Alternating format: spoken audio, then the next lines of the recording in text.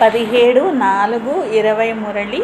मीठे बच्चे बाप नॉलेजफुल है, उन्हें जानी जाननहार कहना यह उल्टी महिमा है.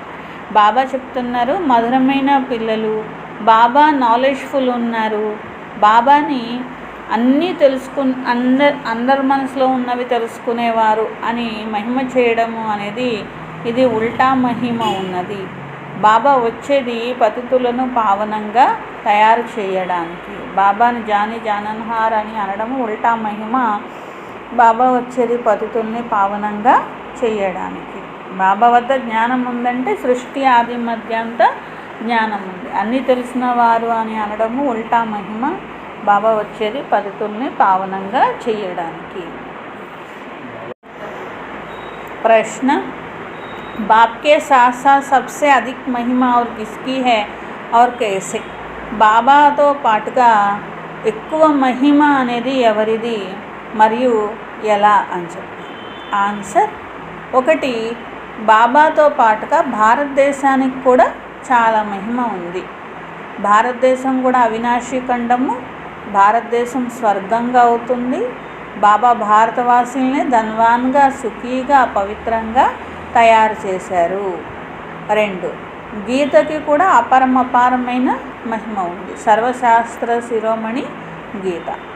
3, మీరు చైతన్య జ్ఞానగంగలు, మీకు కూడా చాలా మహిమ ఉంది. మీరు డైరెక్ట్గా భగవంతుడి నుండే జ్ఞానసాగరులుగా అవుతున్నారు. అంటే డైరెక్ట్గా భగవంతుడి నుండి వెలువడిన జ్ఞానసాగరం నుండి వెలువడిన జ్ఞానగంగలు కాబట్టి మీకు కూడా చాలా మహిమ ఉన్నది అని బాబా అంటున్నారు.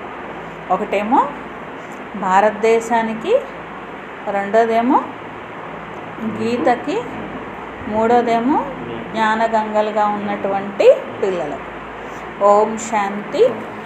ఓం శాంతి का अर्थ तो नए व पुरानी बच्चों ने समझा है. ఓం శాంతి అంటే నేను ఆత్మను, శాంతి స్వరూపాన్ని. ఇట్లా అర్ధసహితంగా చెప్పాలి. కొత్త వాళ్ళు, పాత వాళ్ళు అందరికీ దీని గురించి తెలుసు కదా. మీరు తెలుసుకున్నారు. మేమందరం ఆత్మలము, పరమాత్ముని సంతానము. పరమాత్ముడు ఉన్నతోన్నతమైన వారు, ప్రియాతి ప్రియమైన వారు, అందరికీ ప్రియుడు అని చెప్పి. జ్ఞానము, భక్తి యొక్క రహస్యాన్ని బాబా అర్థం చేయిస్తున్నారు. జ్ఞానము అంటే పగలు, సత్యత్రేత యుగాలు. భక్తి అంటే రాత్రి, ద్వాపర కలియుగాలు. భారత్కి హీ బాత్ హై. ముఖ్యంగా భారతదేశం యొక్క విషయం. పెహలే తుమ్ భారతవాసి ఆతే హో. 21 మొట్టమొదట మీరే భారతవాసీలే వస్తారు. 84 జన్మలు తీసుకుంటారు, చక్రంలో వస్తారు అంటున్నారు. Bharat he అవినాశీ Khanda high. భారతదేశమే అవినాశీ ఖండము అని. बच्चों को समझाया गया नई दुनिया सतयुग में भारत ही होता है. కొత్త ప్రపంచము అంటే భారతదేశం ఒకటే ఉంటుంది. మిగిలినవేమీ కొత్తగా ఉండవు కదా. భారతదేశంలోనే స్వర్గం ఉంటుంది. స్వర్గం అని భారతదేశమే చెప్పబడుతుంది. భారతదేశంలో ఫస్ట్ జన్మ తీసుకున్న వాళ్ళు మాత్రమే 84 జన్మలు తీసుకుంటారు. నరకవాసిగా మళ్ళీ భారతవాసీలే స్వర్గవాసి నుండి నరకవాసిగా కూడా అయిపోతారన్నమాట. మళ్ళీ స్వర్గవాసిగా కూడా అవుతారు. ఈ సమయంలో అందరూ నరకవాసిగా ఉన్నారు. వేరే వేరే ఖండాలు ఉన్నాయనుకోండి, అవన్నీ వినాశనం చెందుతాయి. మళ్ళీ ఆ తర్వాత భారతదేశం మాత్రమే మిగులుతుంది. భారత ఖండం యొక్క మహిమ అపరమపారమైంది. భారతదేశంలోనే బాబా వచ్చి రాజయోగాన్ని నేర్పిస్తున్నారు. ఈ గీత పురుషోత్తమ సంగమ యుగానిది. భారత హీ ఫిర్ పురుషోత్తమ బన్నే కా హై. మళ్ళీ ఈ భారతదేశమే పురుషోత్తమంగా తయారవుతుంది. ఆది సనాతన దేవీ దేవత ధర్మము ఇప్పుడు లేదు. రాజ్యం కూడా లేదు. ఆ యుగం కూడా లేదు. వరల్డ్ యొక్క ఆల్మైటీ అథారిటీ ఒక్క భగవంతుడికి మాత్రమే చెప్తారు. भारतवासी यह बहुत भूल करते हैं जो कहते हैं वह अंतर्यामी है. భగవంతుడు అన్నీ తెలుసుకోగలుగుతారు అంటే అంతర్యామి అంటారు. అందరి మనసులో ఉన్నది భగవంతుడికి తెలుస్తుంది అంటారు. అంటే ఏంటి, ఎప్పుడు ఎవరు ఏం ఆలోచించినా అవి భగవంతుడికి తెలుస్తూ ఉంటాయి అని. ఈ మహిమ తప్పు అని బాబా అంటారు. మీరందరూ ఆలోచించేవన్నీ నాకేమీ తెలియవు, నాకు అవసరం లేదు. ఒకవేళ భగవంతుడికి వీళ్ళు ఏం ఆలోచిస్తున్నారు అని తెలుసుకోవాలనుకుంటే తెలుసుకుంటారు తప్ప అందరు ఆలోచించేవన్నీ భగవంతుడి దగ్గరికి వెళ్తూ ఉంటాయి ఉంటాయని అదంతా కరెక్ట్ కాదు, అది మహిమ కాదని బాబా అంటున్నారు. అంతర్యామి అని అనడము ఉల్టా మహిమ అని. सभी के अंदर को जानते हैं, बाप कहते हैं मैं कोई के अंदर को नहीं जानता हूँ. అందరి మనసుల్లోది భగవంతుడికి తెలుస్తూ ఉంటుంది అంటారు. నాకేం అవసరం లేదు, తెలుసుకోవాల్సిన అవసరం నాకేమీ లేదు. ఎందుకంటే ప్రపంచంలో అందరూ చెత్తా చెదారం అన్నీ ఆలోచిస్తుంటారు. అన్నీ భగవంతుడికి తెలుసుకునే అవసరం ఏముంది అసలు? బాబా అంటారు నాకు అసలు అలాంటి అవసరమే లేదు. నా పని ఏంటి? పతితుల్ని పావనంగా తయారు చేయడము. బాప్ कहते हैं शिव बाबा आप तो अंतर्यामी है. బాబాని అంటారు బాబా మీరు అంతర్యామి అంటూ ఉంటారు. బాబా అంటారు నేను అసలు అంతర్యామిని కానే కాదు, నేను ఎవరి మనసులో తెలుసుకోను, నేను కేవలం పతితుల్ని పావనంగానే చేస్తాను. నన్ను పిలిచిందే పవిత్రమైన ప్రపంచంలోకి. और मैं एक ही बार आता हूँ. కల్పంలో ఒక్కసారి మాత్రమే బాబా వస్తారు ఈ పాత ప్రపంచాన్ని కొత్తదిగా చేయడానికి. మనుషులకి విషయాలు తెలియవు, ఇదే సృష్టి పాతదవుతుంది, ఇదే సృష్టి కొత్తది అవుతుంది అని.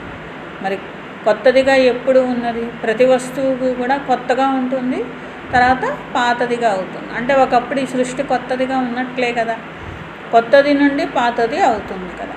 సతో రజో తమో స్థితులు అంటారు. మనుష్య भी ऐसे होते हैं. बालक सतो प्रधान फिर युवा होते तो फिर వృద్ధ होते हैं. మనిషి కూడా అంతే. బాలకులు అంటే సతో ప్రధానము అని అర్థం, తర్వాత యువా స్థితికి వస్తారు, రజో ప్రధానము అని అర్థం. శరీరం లాస్ట్కి ఏమైపోతుంది? తమో ప్రధానంగా అయిపోతుంది, వృద్ధావస్థకు వస్తారు. అంటే ఏంటి? శరీరం ఏమీ పనిచేయదు, అట్లా అయిపోతుంది కదా, అందుకని తమో అంటారు. బూఢా శరీర్ హోతా తో వహ చోడ్కర్ ఫిర్ బచ్చా బనేగా. అట్లా తమోగా అయిపోయినప్పుడు ఏం చేస్తారు? ఆ శరీరాన్ని వదిలేసి మళ్ళీ పిల్లలుగా జన్మ అనేది తీసుకుంటారు. కొత్త ప్రపంచంలో భారతదేశం ఎంత ఉన్నతంగా ఉండేది. భారతదేశం యొక్క మహిమ అపరమపారమైంది. ఇంత సుఖీగా, ధన్వాన్గా, పవిత్రంగా ఇంకొక ఖండం ఉండదు అసలు అంటున్నారు. సత్యుగంలో భారతదేశం ఉన్నంత, సత్యత్రేతాయుగాల్లో భారతదేశం ఉన్నంత సంపన్నంగా కానీ, సుఖీగా కానీ, పవిత్రంగా కానీ ఇంకొక ఖండం అనేది ఉండదు. మరి మళ్ళీ అలా సతో ప్రధానంగా తయారు చేయడానికి బాబా వచ్చారు.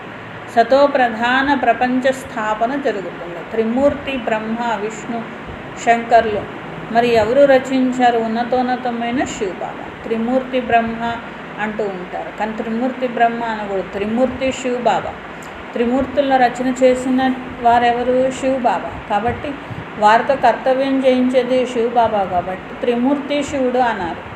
అంతేగాని బ్రహ్మ త్రిమూర్తుల్ని రచించలేదు కదా, అందుకని త్రిమూర్తి బ్రహ్మ అని అనకూడదు, త్రిమూర్తి శివ అని అనాలి. దేవదేవ మహాదేవ అని మహిమ చేస్తారు. శంకరుడిని ఉన్నతంగా చేసేసారు, ఎందుకంటే శివుడు శంకరుడు ఒకరే అని అనుకున్నారు కాబట్టి. మరి అలాంటప్పుడు పోనీ త్రిమూర్తి శంకర అంటారా? అనరు. త్రిమూర్తి బ్రహ్మ క్యోం कहते शिव है रचयिता.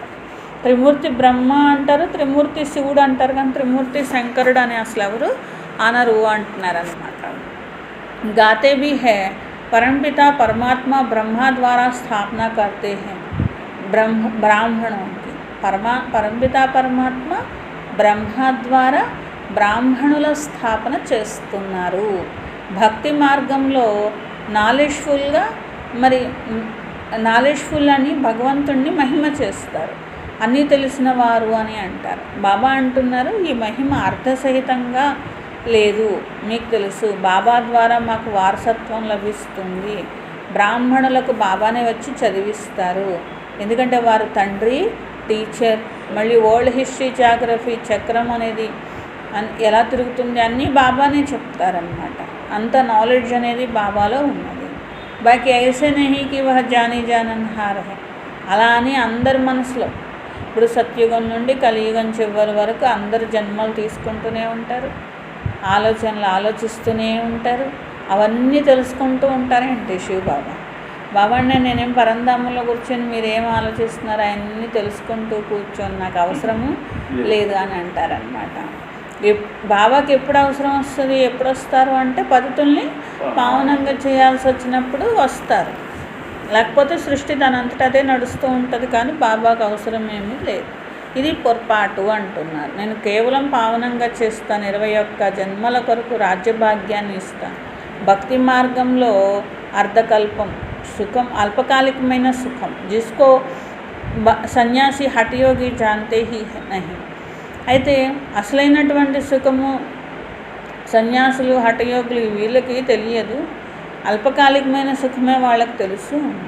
బ్రహ్మకు యాద్ కర్తే హే వహ బ్రహ్మతో భగవాన్ నహి. సన్యాసులు ఉన్నారనుకోండి, బ్రహ్మ మహాతత్వంలో లీనమైపోవాలని ఆ బ్రహ్మ మహాతత్వాన్నే జ్ఞాపకం చేస్తారు. బ్రహ్మ మహాతత్వం అయితే భగవంతుడు కాదు కదా. భగవంతుడు అంటే ఒక్క నిరాకార శివబాబా మాత్రమే భగవంతుడు, సర్వాత్మల యొక్క తండ్రి. ఆత్మల నివాస స్థానం ఏంటి? బ్రహ్మాండము, స్వీట్ హోమ్. అక్కడి నుండి ఆత్మలు పాత్ర వహించడానికి ఈ సృష్టిపైకి వచ్చాయి. ఆత్మ అంటుంది, నేను ఒక శరీరాన్ని వదిలి ఇంకో శరీరాన్ని తీసుకుంటాను. 84 జన్మలు భారతవాసీలే తీసుకుంటారు. बहुत शक्ति की है वही फिर ज्ञान भी जास्ती उठाएंगे, भक्ति की है वही फिर ज्ञान भी जास्ती उठाएंगे.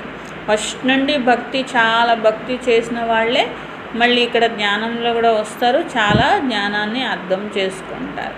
గృహస్థ వ్యవహారంలో ఉండండి, కానీ శ్రీమతం పైన నడవండి. అందరు ఆత్మలు ప్రియురాళ్ళు, परमात्मुడు ఒక్కరే ప్రియుడు. భక్తి మార్గం, భక్తి మార్గ से लेकर तुम याद करते आए हो.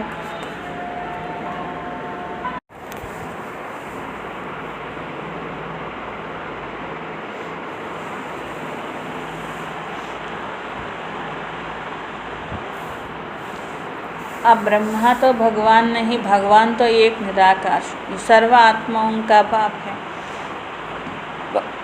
బ్రహ్మ మహాతత్వము భగవంతుడు కాదు, శివబాబాని తండ్రి, అందరికీ కూడా తండ్రి. బ్రహ్మ మహాతత్వం అందరికీ తండ్రి అంటారేంటి? ఆత్మ ఒక శరీరం వదులుతూ ఉంటుంది, 1, 2, 3 ఇలా తీసుకుంటూ 84 జన్మలు భారతవాసీలే తీసుకున్నారు అంటున్నారు అన్నమాట. तो यह असली रावण राज शुरू हो जाता. सतयुग में रावण के 5 विकार भी नहीं होते हैं. బాబా అంటున్నారు, ఇప్పుడు మీరు బాబా వద్దకు వచ్చారు. హంసో దేవత, క్షత్రియ, వైశ్య, శూద్ర వర్ణాల్లో తిరిగాము, మళ్ళీ బ్రాహ్మణ్స్ దేవతలుగా అవుతున్నాము. ఇది యథార్థ అర్థం తెలుసుకుంటున్నారు. మనుషులైతే అక్కడ చాలా రాంగ్గా చెప్తూ ఉంటారు హంస యొక్క అర్థం అనేది. సత్యుగంలో ఒక్క దేవతా ధర్మం, అద్వైత్వ ధర్మం ఉంటుంది, తర్వాత ద్వైత్వం అంటే 2, 3, 4 అలాగా ఒక్కొక్క ధర్మం అనేది వస్తుంది. ద్వాపర యుగం నుండి అసురీ రావణ రాజ్యం కూడా మొదలవుతుంది. సత్యుగంలో అయితే ఉండదు కదా, 5 వికారాలే ఉండవు, రావణుడే ఉండడు, సంపూర్ణ నిర్వికారిగా ఉంటారు. అలాగే సీత ఉన్నప్పుడు కూడా 14 కళలు ఉంటాయి, అక్కడ కూడా సంపూర్ణ నిర్వికారిగానే ఉంటారు. అక్కడ రాముడేం బాణాలు పట్టుకొని ఉండడు, అది స్థితికి గుర్తు అంతే. రాముడికి బాణం పెడతారు చేతిలో, అక్కడ ఏమన్నా రాముడు బాణాలు వేస్తాడే ఏంటి ఎవరిపైన? అలా ఏమి వెయ్యడు. ఇక్కడ ఎవరైతే గెలవకుండానే శరీరం వదులుతారో వాళ్ళకి గుర్తు అన్నమాట. ఇది కూడా ఎవరికి తెలియదు. హింస అనేది దేవతలు చెయ్యరు, అంటే రాముడు చెయ్యరు, నారాయణుడు కూడా చెయ్యరు అన్నమాట. నారాయణుడికి ఏం చెప్తారు? చక్రంతో హింస చేసినట్లు చూపిస్తారు, రాముడికేమో విల్లు బాణంతో చేశారనుకుంటారు. అన్నీ రాంగే. ఇప్పుడు మీరు గాడ్లీ స్టూడెంట్ అయ్యారు, బాబా తండ్రి ఉన్నారు, స్టూడెంట్ హో తో టీచర్ బీ హువా. అలాగే వేరే వాళ్ళకు నేర్పిస్తారు, మీరు టీచర్ కూడా ఉన్నారు, స్టూడెంట్ ఉన్నారు, టీచర్ కూడా ఉన్నారు అంటున్నారు.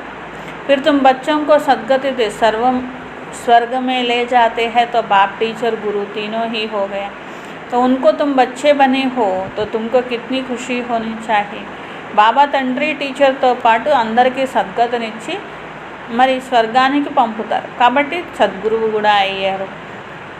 మరి బాబా బాబా యొక్క పిల్లలుగా అయ్యారు, ఎంత సంతోషించాలి. మనుషులకి ఇవన్నీ తెలియదు. రావణ రాజ్యం కదా, ప్రతి సంవత్సరం రావణాసురుని తగలపెడతారు, కానీ రావణుడు అసలు ఎవరు అనేది, మాలో ఉన్న వికారాలే రావణుడు అనేది తెలియదు. అలా తెలియక ఏం చేస్తారు, బొమ్మను చేసి తగలబెడుతూ ఉంటారు. మీకు తెలుసు అంటే మనమేమో యోగం చేసి రోజు రావణాసురుడిని తగలబెడుతున్నాం, వాళ్ళు ఏం చేస్తారు, సంవత్సరానికి ఒకసారి బొమ్మను చేసి తగలపెడుతూ ఉంటారు. ఈ భారతదేశానికి ఆత్మలో చేరిన వికారాలే అన్నిటికంటే పెద్ద శత్రువులు అని.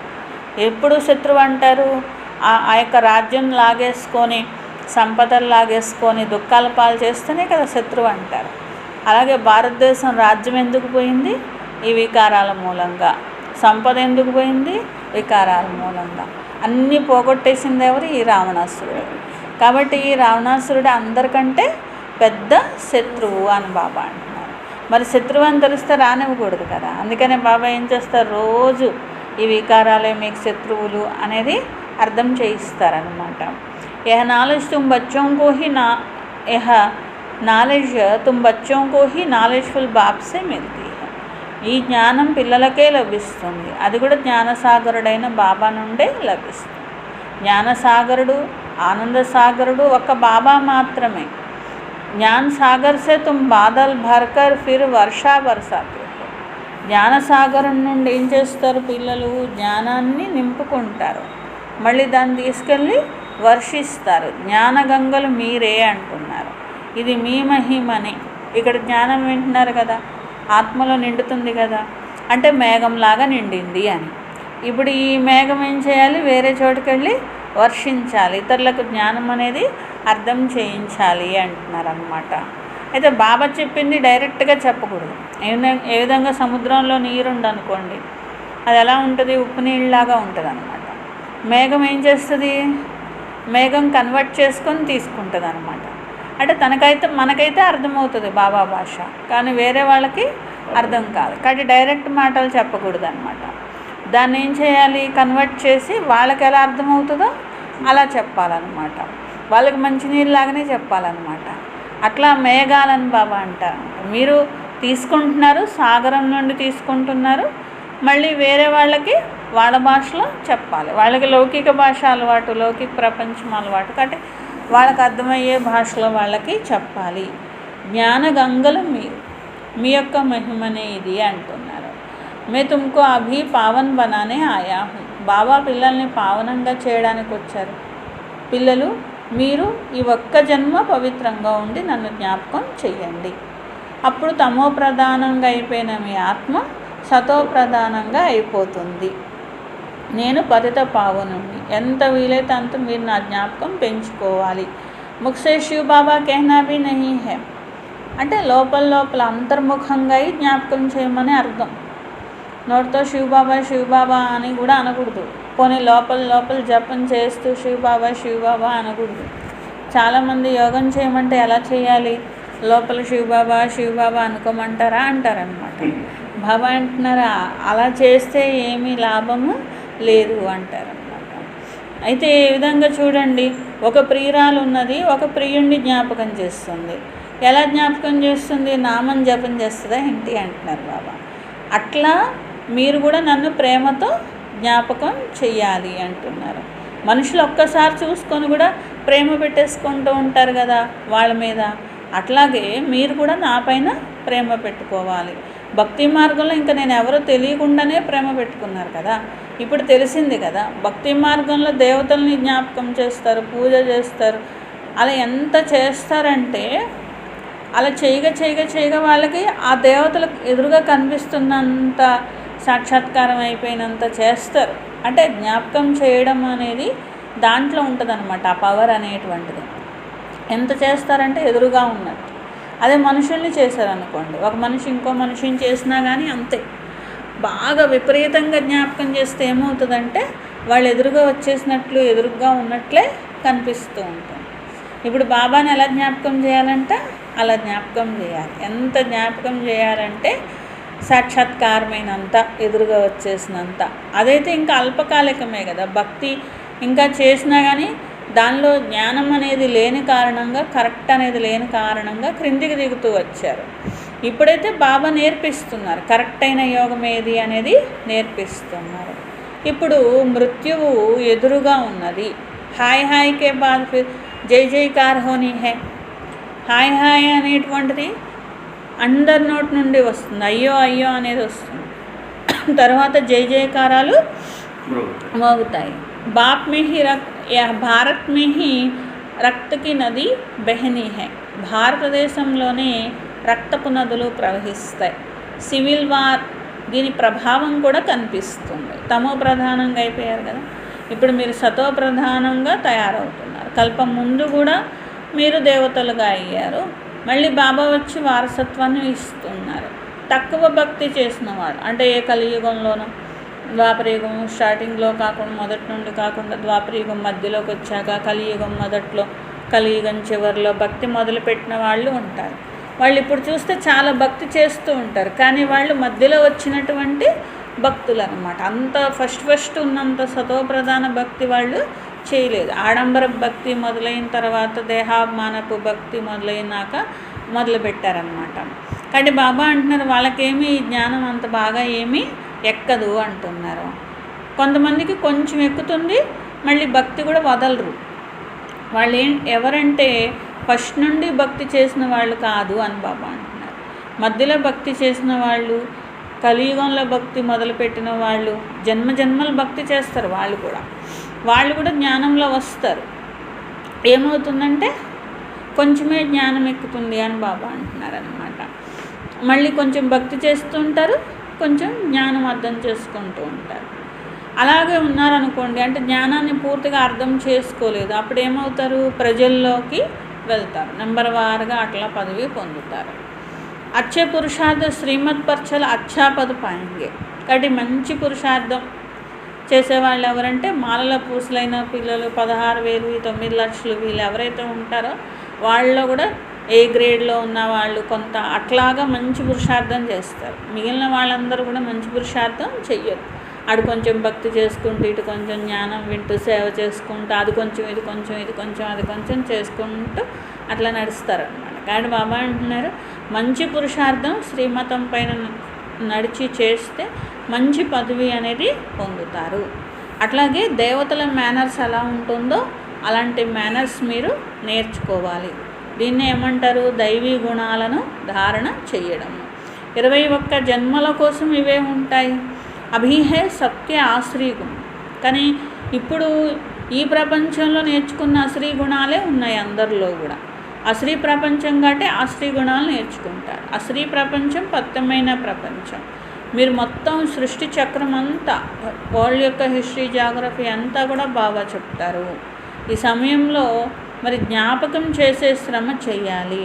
మీరు సత్యమైన బంగారంగా అవుతున్నారు. సత్యుగంలో గోల్డెన్ ఏజ్ సత్యమైన బంగారం, తర్వాత త్రేతాయుగంలో మీ ఆత్మ వెండిలాగా అవుతుంది అని వెండి అనే కల్తీ కలిపితే ఎలా ఉంటుందో బంగారంలో అలా ఉంటుంది అని బాబా అంటున్నారు. అంటే కళలు అనేవి ఏమవుతాయి, తగ్గుతాయి ఆత్మలోని. ఇప్పుడు ఏమి కళలు అనేవి లేవు. जब ऐसी हालत हो जाती है तब बाप आते हैं, यह भी ड्रामा में मूड है. ఎప్పుడైతే ఈ స్థితి వస్తుందో అప్పుడు బాబా వస్తారు. ఇది కూడా డ్రామాలో ఇమిడి ఉంది. ఈ రావణ రాజ్యంలో అందరూ తెలివి తక్కువగా అయిపోయారు. బేహద్ డ్రామా యొక్క పాత్రధారులు అయ్యి కూడా డ్రామా ఆది మధ్యాంతం అనేది తెలియదు. మీరు యాక్టర్స్ ఉన్నారు, మీకు తెలుసు. हम यहाँ పాట బజానే ఆయే హే, మేము ఇక్కడ పాత్ర వహించడానికి వచ్చాము. అక్కడ పాత్రధారులైనా తెలియదు, మీకు మాత్రం తెలుసు. అందుకనే వారిని తెలివి తక్కువ వారు అని బాబా అంటారు. ఏ డ్రామాలో మేము పాత్రధారులము అనేది పాత్రధారులకే తెలియకపోతే మరి తెలివి తక్కువ వారని అంటారు కదా అంటున్నారు. నేను మిమ్మల్ని ఇప్పుడు తెలివైన వారిగా చేస్తున్నాను. రావణాసురుడు మీ ఆత్మకి ఏమీ విలువ లేకుండా చేసేసాడు. ఇప్పుడు మీ ఆత్మ గవ్వలాగా అయిపోయింది కదా, అందుకే ఏమి విలువలేని ఆత్మ అని అంటారు. నేను వచ్చి అందరినీ మళ్ళీ తోడు తీసుకొని వెళ్తాను, పావనంగా చేస్తాను. ఈ పెద్ద ప్రపంచం వినాశనం అవుతుంది. వినాశనం అయ్యాక ఆత్మలన్నీ ఎలా ఎగురుతాయి, దోమలు ఎగిరినట్లుగా అట్లా చిన్న చిన్న ఆత్మలన్నీ ఎగిరి వెళ్ళిపోతాయని బాబా అంటున్నారు. మీ యొక్క లక్ష్యము ఎదురుగా నిలబడి ఉంది. ऐसा तुमको बनना है तब तो तुम స్వర్గవాసి బనేంగే. ఇలా మీరు తయారవ్వాలి, అప్పుడు మీరు స్వర్గవాసిగా అవుతారు. మీరు కుమారులు ఉన్నారు, ఈ పురుషార్థం చేస్తున్నారు. మనిషికి బుద్ధి తమో ప్రధాన హేతో సమస్తే నహీ హే. మనుషుల బుద్ధి తమో ప్రధానం అయిపోయింది కాబట్టి అర్థం చేసుకోవట్లేదు. ఇంతమంది బీకేలు ఉన్నారు, తప్పకుండా ప్రజాపిత బ్రహ్మ ఎవరు అనేది తెలియాలి కదా. బ్రాహ్మణులు అంటే పిలక భాగంలో ఉన్నవారు, బ్రాహ్మణులు అంటే దేవతలుగా అయ్యేవారు. చిత్రాల్లో మరి చిత్రం మే బ్రాహ్మణం और शिव को गुम कर दिया है. చిత్రాల్లో బ్రాహ్మణుల్ని తీసేశారు, శివ బాబాని తీసేశారు. అంటే అక్కడ వర్ణాల చిత్రం అనేది ఉంటుంది. ఆ వర్ణాల చిత్రంలో బ్రాహ్మణుల్ని తీసేశారు, పైన ఉన్న శివ బాబాని కూడా తీసేశారు అని. ఇప్పుడు మళ్ళీ మీరు బ్రాహ్మణులు ఈ భారతదేశాన్ని స్వర్గంగా మారుస్తున్నారు. అచ్చా, मीठे मीठे सिखलते बच्चों प्रति माता पिता बाप दादा का याद प्यार और गुड मॉर्निंग. रूहानी बाप की रूहानी बच्चों को नमस्ते. हम रूहानी बच्चों के रूहानी बाप दादा को याद प्यार गुड मॉर्निंग और नमस्ते. मेरा बाबा, प्यारा बाबा, मीठा बाबा, शुक्रिया शुक्रिया शुक्रिया. ధారణ కోసం ఫస్ట్ పాయింట్, ఉన్నతమైన పదవి పొందాలి అంటే శ్రీమతంపై నడిచి మంచి మేనర్స్ని ధారణ చేయాలి. సెకండ్ పాయింట్, సత్యమైన ప్రియురాళ్ళుగా ఈ ఒక్క ప్రియుడిని జ్ఞాపకం చేయాలి. ఎంత వీలైతే అంత జ్ఞాపకం చేసే అభ్యాసాన్ని పెంచుకోవాలి. वरदान, स्थूल देश और शरीर की स्मृति से परे सूक्ष्म देश के वेशधारी भव. స్థూల దేశము, స్థూల శరీరము అనే స్మృతితో దూరంగా సూక్ష్మ దేశము, సూక్ష్మ వేషధారిగా కండి. ఏ విధంగా ఈరోజు ప్రపంచంలో ఎలాంటి కర్తవ్యమో అలాంటి వేషాన్ని ధారణ చేస్తూ ఉంటారు. అలా మీరు కూడా ఏం పని చేయాలో ఆ కర్మ అనుసారంగా అలాంటి వేషాన్ని ధారణ అనేది చేయాలి. సాకారంగా ఉండి కర్మ చేయాల్సిన పని ఉన్నదనుకోండి, అప్పుడు సాకారంగా దేహాన్ని ధరించాలి. ఒకవేళ అలాంటి కర్మ లేదనుకోండి, అంటే సాకారంగా ఉండి చేయాల్సిన పని ఏం లేదనుకోండి, అప్పుడు వెంటనే ఏం చేయాలి, ఆకారీగా అవ్వాలి. అలా మీరు బహురూపాలు ధారణ చేయడం అనేది రావాలి అంటున్నారు. సర్వస్వరూపాల సుఖాన్ని అప్పుడే మీరు అనుభవం చెయ్యగలుగుతారు. మీకు ఎలా అనిపించాలంటే ఇది నా స్వరూపమే అనిపించాలి. ఏ విధంగా, दूसरे के वस्त्र फिट हो या ना हो लेकिन अपने वस्त्र सहज ही धारण कर सकते हैं. మామూలుగా పురుషార్థం చేసేటప్పుడు ఏమనిపిస్తూ ఉంటుంది, ఇప్పుడు వేరే వాళ్ళు డ్రెస్ వేసుకుంటే ఫిట్గా లేదనిపిస్తుంది కదా. అట్లాగే సూక్ష్మ శరీరం ధరిస్తే కొంచెం సేపు ఉంటారు, మళ్ళీ వచ్చేస్తూ ఉంటారు అన్నమాట. అంటే అది నా స్వరూపం అని అనిపించట్లేదు. అందుకని ఏం చేస్తూ ఉంటారు, కొంచెం సేపే ఉంటారనమాట. ఏదో తాత్కాలికంగా బాబా మనసా సేవ చేయమన్నారు అన్నప్పుడు ఇక అది వేసుకొని కష్టపడి చేస్తారు. మళ్ళీ ఏం చేస్తారు, మళ్ళీ స్థూల దేహంలోకి వచ్చేస్తూ ఉంటారు. కానీ బాబా అన్నారు అట్లా కాదు. మీ డ్రెస్సు మీకు ఎంత ఫిట్గా ఉంటుందో, ఎంత అనువుగా ఉంటుందో దాన్ని మీరు ఈజీగా ధరించగలుగుతూ ఉంటారో, అలా మీ డ్రెస్సులు ఏవైనా మీరు ధరించగలుగుతారు కదా. అట్లాగే ఈ దేహం అనేది డ్రెస్సు, అది సూక్ష్మ దేహం అనేది వేసుకోవాలంటే సూక్ష్మదేహం వేసుకోవడం ప్రాక్టీస్ అవ్వాలి.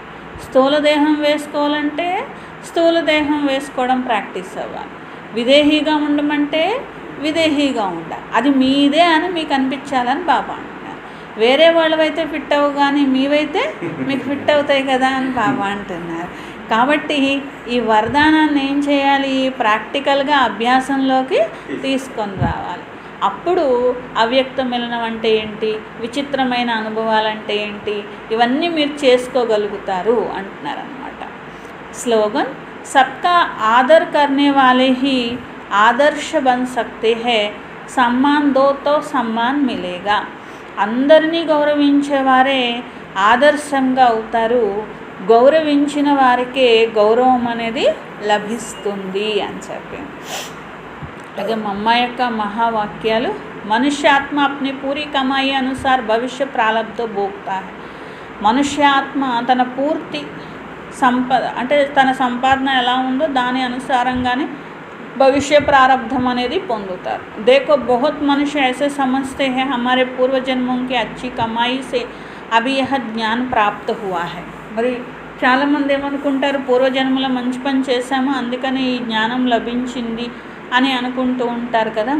परंतु ऐसी बात है ही नहीं। पूर्व जन्म का अच्छा फल है यह तो हम जानते हैं। कल्प का चक्र फिरता है तो सतो रजो तमो बदली होती रहता, परंतु ड्रामा अनुसार से प्रारब्ध बनने की मार्जिन रखी है। तब तो वहाँ सत्युग में राजा रानी कोई दास दासी प्रजा बनती है। కానీ మమ్మ అంటున్నారనమాట, మొత్తం ప్రారంధం చూసుకుంటే అంటే సృష్టి మొత్తం లెక్క చూసుకున్నారనుకోండి, సత్యత్రేత ద్వాపర కలియుగాలు చూసుకున్నారనుకోండి, ఇప్పుడు సత్యుగంలో రాజారాణి అవ్వాలంటే లేకపోతే దాసదాసి ప్రజ అవ్వాలంటే మొత్తం ప్రారంధం అనేది ఎప్పుడు తయారవుతుంది, చివరిలో తయారవుతూ ఉన్నదన్నమాట। ఏ పురుషార్థ సిద్ధి హే వహా ద్వేష ఈర్షా హోతీ నహీ వహా ప్రజా భీ సుఖీ హోతీ। అక్కడ పురుషార్థం యొక్క సిద్ధి ఉంటుంది, ఈర్ష ఉండదు, ద్వేషం ఉండదు, ప్రజలు కూడా సుఖీగా ఉంటారు। రాజా రాణి ప్రజ అందరూ ऐसी संभाल करते हैं जैसे माँ बाप अपने बच्चों को संभाल करते हैं। ఏ విధంగా చూడండి, పిల్లలు ఉన్నారనుకోండి, తల్లిదండ్రుల మీద ఈర్ష పడరు కదా, ప్రేమ ఉంటుంది కానీ ఈర్ష పడతారా ఏంటి? అట్లాగే సత్యుగంలో ప్రజలు ఉన్నారనుకోండి, ఆ యొక్క రాజారాణి ఎలా పాలన చేస్తారు అంటే తల్లిదండ్రులు పిల్లల్ని పాలన చేసినట్లుగా అక్కడ రాజారాణి పాలన అనేది చేస్తారు। అందుకే అక్కడ ఎవరు ఈర్షపడడం అనేది ఉండదు। గరీబ్గా ఉన్నవాళ్ళు, పేదవాళ్ళుగా ఉన్నవాళ్ళు ఉంటారు, షాహుకారుగా ఉన్నవాళ్ళు ఉంటారు, కానీ వీళ్ళు సంతుష్టంగానే ఉంటారు, వాళ్ళు సంతుష్టంగానే ఉంటారు। ఈ ఒక్క జన్మ యొక్క పురుషార్థంతో 21 తరాల కొరకు సుఖాన్ని పొందుతారు। यह अविनाशी कमाई, जो इस अविनाशी कमाई में अविनाशी ज्ञान से अविनाशी पद मिलता है। ఇదే అవినాశీ సంపాదన అని అంటారు। అవినాశీ జ్ఞానంతో అవినాశీ పదవి లభిస్తుంది। ఈ హం సత్యుగి దునియామే జా రహే హై, ఇప్పుడు సత్యుగ ప్రపంచంలో వెళ్తున్నారనే ప్రాక్టికల్ ఆట నడుస్తుంది। ఇది ఆటలోంచి యహ కోయి చూమంత్రకి బాత్ నహీ హై, ఇది ప్రాక్టికల్ విషయాలు ఆట అనేది, ఇక్కడ చూమంత్రం యొక్క విషయం ఏమీ లేదు అని। సెకండ్ పాయింట్, గురు మత్ శాస్త్రం కి మత్ కోయి పరమాత్మకి మత్ నహీ హై।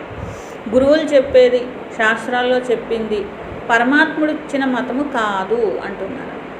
పరమాత్ముడు అంటారు, హే పిల్లలు, యహ గురు మత్ శాస్త్ర మత్ కోయి మేరీ మత్ నహీ, ఈ గురువులు చెప్పేది శాస్త్రాల్లో చెప్పేది ఇది శ్రీమతము కాదు, నేను చెప్పింది కాదు।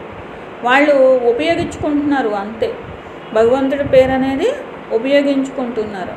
या तो सिर्फ मेरे नाम की मत देते परंतु मेरी मत तो मैं जानता हूँ, భగవంతుడి మతం ఇది అని ఏ గురువులు చెప్పడానికి వీలు లేదు। ఎందుకంటే చెప్పినంత మాత్రాన అది భగవంతుడి మతం అయిపోయింది। ఒక గురువు గారు ఉన్నారు, భగవంతుడు ఇలా చెప్పారు అంటే భగవంతుడు చెప్పాలి కానీ ఆయన ఎవరు చెప్పడానికి? తో మేరే మిలన్ కా పతా మే ఆకర్ దేతా, భగవంతుడిని ఎలా కలుసుకోవాలి అనేది నిర్ణయించడానికి వీళ్ళెవరు? భగవంతుడు నిర్ణయిస్తారా, వీళ్ళు నిర్ణయించాలా? మరి నేను ఎప్పుడు వస్తాననేది నేను చెప్తాను కానీ వీళ్ళెవరు చెప్పడానికి అని బాబా అంటారు అనమాట।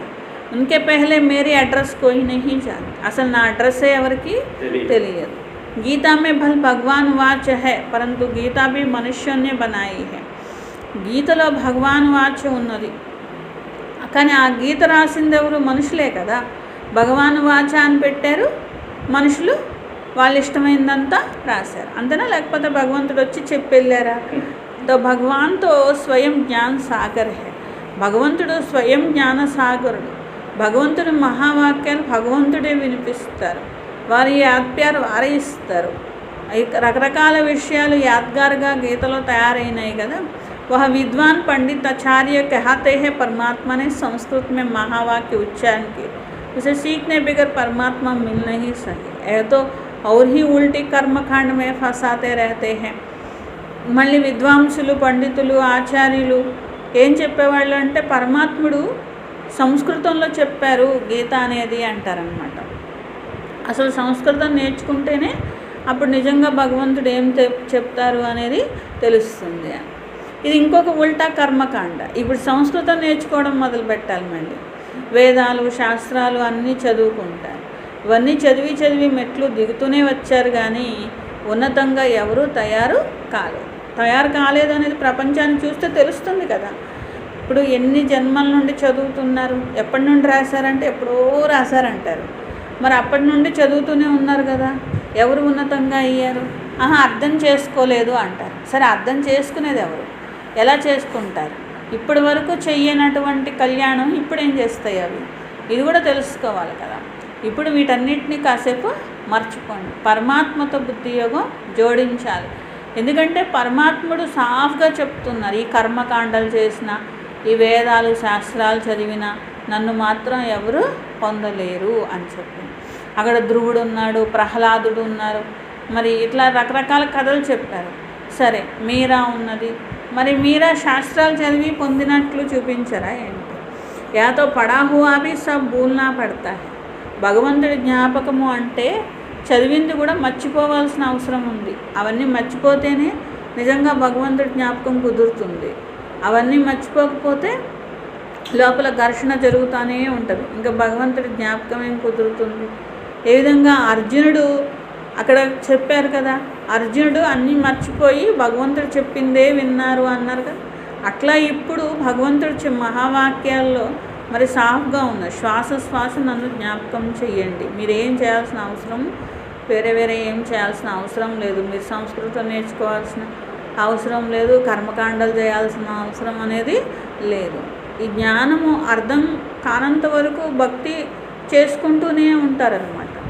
కానీ ఎప్పుడైతే జ్ఞానం అనే దీపం వెలుగుతుందో అప్పుడు ఆ కర్మకాండలు చేయడం నిరుపయోగము అనేది తెలుస్తుంది. ఎందుకంటే ఆ కర్మకాండలు ఎప్పటికీ అంతం ఉండదు వాటికి. అవి చేస్తూ చేస్తూ చేస్తూ ఒకరోజు చనిపోతారు అంతే. దానివల్ల ఏ లాభం అనేది లేదు. ప్రారంధం కూడా తయారవ్వలేదు, టైం కూడా వేస్ట్ అయిపోయింది. ఆ కర్మకాండల వల్ల లాభం కూడా ఏమీ పొందలేదు కదా. కర్మ బంధన్ కే హిసాబ్ కితాబ్ సే తో ముక్తి మిలీ నహీ. ఒకటి, తన ఆత్మలో ఉన్న పాపాలు పోలేదు. రెండు, ఏ ప్రారంధము తయారవ్వలేదు. అవి చేసుకుంటూ జీవితం అంతా గడిపేశారు. అలాగే అందరూ గడిపేస్తూ ఉంటారు. దీంతో లాభం ఏముంది అని మమ్మ అంటున్నారు. మనుషులు అనుకుంటారు, యహ झूठ बोलना, चोरी ना करना, किसी को दुख ना देना यह अच्छा कर्म है, परंतु यहाँ तो सदाकाल के लिए कर्मों का बंधाई से छूटना, विकर्मों के जड़ से निकलना है. ఏమనుకుంటారు అంటే అబద్ధం చెప్పకుండా ఉండడము, దొంగతనం చేయకుండా ఉండడము, ఎవరికి దుఃఖ పెట్టకుండా ఉండడము, ఏ మంచి కర్మలు అనుకుంటూ ఉంటారు. కానీ భగవంతుడు నేర్పించే మంచి కర్మ ఏంటి? ఇవి చేస్తే సరిపోవు. ఆల్రెడీ ఉన్న వికర్మలన్నిటి నుండి మీరు విముక్తులు కావాలి. శ్రేష్ఠ కర్మలతో నెక్స్ట్ ప్రారంధం తయారవుతుందా లేదా అనేది కూడా చూసుకోవాలి. ఎందుకంటే నెక్స్ట్ ప్రారంధం తయారు కానప్పుడు అది శ్రేష్ఠ కర్మ ఎలా అవుతుంది, పుణ్యకర్మ ఎలా అవుతుంది? కాబట్టి हम तो अब चाहते हैं ऐसा बीज डाले जिससे अच्छे कर्म का झाड़ निकले. కాబట్టి ఎలాంటి బీజాలు ఇప్పుడు వేయాల్సిన సమయం అనేది గుర్తుపెట్టుకోవాలి. ఎందుకంటే బీజాలు వేయకపోతే వృక్షము రాదు, ఫలం కూడా రాదు. బీజం వేయకుండా వృధా చేసేసారనుకోండి, అప్పుడు సమయం అంతా వేస్ట్ అయిపోయినట్లే కదా. అందుకని మనుష్య జీవితం యొక్క కర్మని తెలుసుకోవాలి. అంటే జీవిత పరమార్థం ఏంటిది, ఈ జీవితానికి ఒక లక్ష్యం అంటూ ఉంటుంది కదా, ఆ లక్ష్యం అనేది ఏంటి అనేది అర్థం చేసుకున్నప్పుడే శ్రేష్ఠ కర్మ అనేది చేస్తారు అని చెప్పి. అచ్చా, ఓం శాంతి.